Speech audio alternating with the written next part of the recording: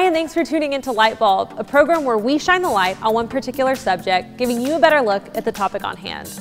On this episode, we're going to talk about accelerated bridge construction. According to the U.S. Federal Highway Administration, accelerated bridge construction is a paradigm shift where minimizing the mobility impacts of on-site construction is elevated to a higher priority.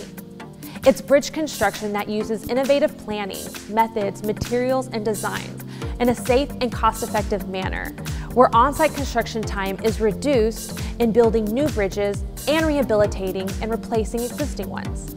But what are some of these innovative methods and technologies that contractors could use to reduce on-site construction time? The use of self-propelled modular transports, otherwise known as SPMTs, is growing in popularity. But that doesn't mean it's new. Sarens, a worldwide leader in heavy lifting and engineered transport company, has been using SPMTs since the 1980s. To get a better idea of the technology, I spoke with Director of Houston Operations, Steve Sarens. An SPMT, if you want, is a self-elevated platform trailer. That means that it can hydraulically move up and down.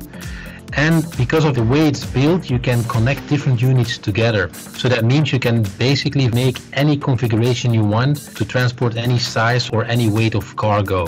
When Steve says they can transport any size or any weight of cargo, he isn't lying. So we have set the world record a couple of years ago, transporting 14,000 tons. In addition, Sarens helped build the largest railway bridge in the world using SPMT. So it really does seem no project is too big for this ABC method. But why would someone choose to go to Sarens for their services? Why not build bridges the conventional way? The main advantage of using the SPMTs, other than just the time frame, is really that instead of constructing over traffic or during closures, they basically take all the construction of the bridge away from the traffic and they put it to the side. At this point, we've seen several benefits to ABC methods. So why haven't more people adopted them? To be honest, it's mainly a cost exercise. And secondly, it's also an idea that basically has to develop in people's minds. ABC is the way to go because it's way more economic to the society as a whole to do it that way than to do it conventional way and including all those user costs. In other words, project managers haven't fully wrapped their heads around the idea that total costs equal construction costs and user costs.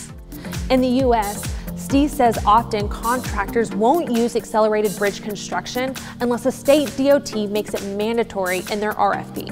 In Europe, even the contractors are convinced now that that's the way to go, and even sometimes when it's not mandatory by the owner, they will use SPMTs on the project by themselves because they see their own benefits onto it.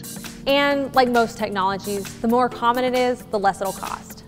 So as more owners request accelerated bridge construction and more contractors start using it with or without those requests, the cost of technologies like SPMTs will only go down, making ABC methods that much more attractive.